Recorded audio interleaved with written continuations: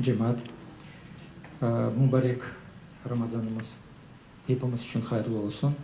Tutkan oruçlarımız da Allah Teala tarafından kabul olunsun. Teşkilatçılardan bu Mufti İsmail Muftizade hakkında birkaç söz aytılsın. Onun kurgan hayriye cemiyeti tanıtılsın. Kısa olsa da istenildi. Men can gönülden bu ricamı yerine getireyim. Meraklı husus, iyun ayı 2017 senesi tam 120 yıl evvel iyun ayında tek konu farklıydı. 7 iyunun 7 günü Ahmetçik'te 100'ge yakın bizim mırzalarımız, en meşhur böyle din alimlerimiz, tüccarlarımız, hocalarımız toplanıp Hayriye Cemiyeti'nin birinci toplaşuunu geçirgendiler. 97 sene, 1897 senesi. Aslında bu fikir birkaç yıl evvel doğan edi. 1893 senesi İsmail Muftizade bilemiz.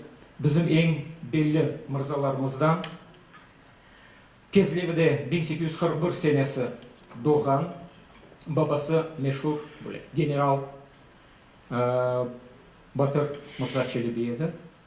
36 yıl İsmail Muftizade demek askerlik hayatına bağışladı.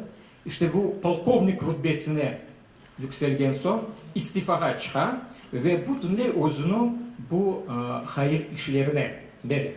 1893 senesi birinci kere seslendirildi bu fikir.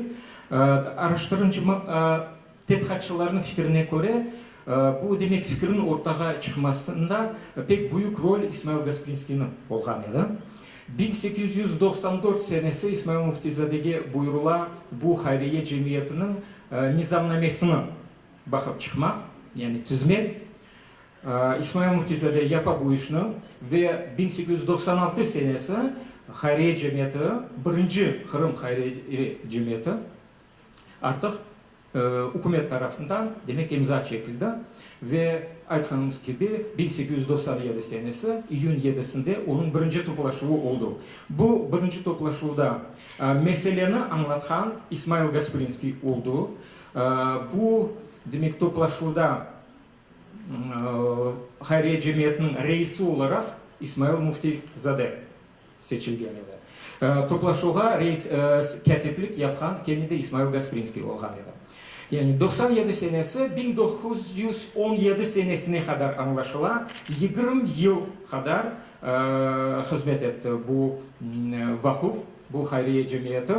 Pek büyük işler, pek büyük hizmeti geçti bizim medeniyetimiz için. Eğer inşallah bu çalışa zaten projelerden birisi de mutlaka böyle soyu olmalı. Kırım Hayriye Cemiyeti'nin, İsmail Muftizade'nin reislik yapan Muftizade'nin onun tarihini öğrenme projesi. Çünkü biz çok şeyler bilemiz ama daha çok şey bilinmiyor kalmakta. Bu Hayriye Cemiyeti'nin faaliyetinden bağlı. Biz tapıp olan şeylerimiz demek 1903 senesi Ahmetçik'te bu ilimle bağlı, tahsille bağlı projelerini alsak, evet pek çok işleri oldu. Anda demek fukarelerge yardımlar yapıla, bayramlar geçirile ve ilahire.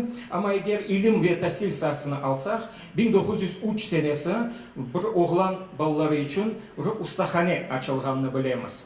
1905 senesi meşhur Ahmetçik Rujdesi'nin açılganını bilemiz. 1913 senesi bir yeni usul mektebin açılganını göremiz. Abdullah Latifzade ders vergen edi bu yeni usul mektebinde. 1915 senesi kızlar için mahsus bir meslek okuv yurtu, profesyonel okuv yurtu kurulgan edi. Onun misal mezunlardan birisi Zeynep Abbasova olgan edi. Yani bu yalnız bu okuv yurtlar meselesi. Bekin başkalar da olgandır, öğrenmek gerek. Bu projelerin içinde en mühimi, en meşhuru bu Ahmetçik Rujdesi'nin açılması edi. Biz bu meseleni mahsus bir bakan edik, hatta bir yazımız da olgan edi. Şimdi bakın, 1905 senesi, yani millet ne yapıp ola? başında akıllı ve tedbirli insanlar bulunsa. Fevralda, yanvarda şu inhilap geçiyor. Endi Mart ayında bu rujde meselesini kurmak, açmak meselesi bakıla. April ayında endi gerekli iki arazi, iki uçaska alındı. Bu bina şimdi hepimizge belli olan bu Gasprinski adına bizim milli kütüphanemizdir. Bu işte 100 yıl evvel 100 haç. 1905 senesi 102 yıl evvel açılgan Rujde Mektebi edi. 19 Mayıs'ta kuruculuk başlaydı. 4 ay içinde biter. Yani bu bina 4 ay içinde kurulgan bir bina edi. Buna dair pek tafsilatlı malumat var. Şimdi kurmakla tek kalmadılar. Evet, onun donatımı var. Onun hocaları. Mahsus Türkiye'den Ömer Sami. Hocalık yapacak Ömer Sami ve daha en azından 4 hoca alıngan edi. Onlara maaş bağlangan edi. Derslikler, fukaribağaçıklar için urbalar tiptirildi. Ve daha nice böyle hareketler yapılgan edi. Bütün bunlar işte Hayriye Cemiyeti'nin ve bir de vakıflar demek komisyasının yardımı olgan edi bu yerde. Ve adi insanların şahsi bağışlarının neticesinde oldu. 5 yıl çalıştı bu Rujde Mektebi. 1905'ten 10. senesine. 10. senesi resmi kapatılan. Rujde Mektebi'nin en mühim hususiyeti neydi?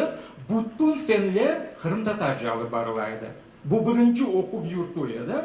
Orta seviyede diyeceğimiz. Bütün fenler Kırım'da yok idi bu şeyler. Ve onun esas maksadıydı şu İsmail Gasprinski'nin yana açan yeni usul mektepleri için gerekli kadro, gerekli hocalarını hazırlamak idi. Evet, hükümet bu şeyini biraz beğenmedi ve 10. senesi karar alına bütün bu rujdelerini kapatmak. Ahmetçet rujdesi birinci edi. Ondan sonra daha bir sıra şehirlerde, misal Bahçesaray'da, Karasu Bazar'da, Kezler'de ve başka şehirlerde, Atakoylar'da bile bu rujde mektepler açılgan edi. Şimdi o kapatılan Hayriye Cemiyeti demek hükümet şart koya, siz de onu şu demek şarayitke göre okutup Rusça olsun de.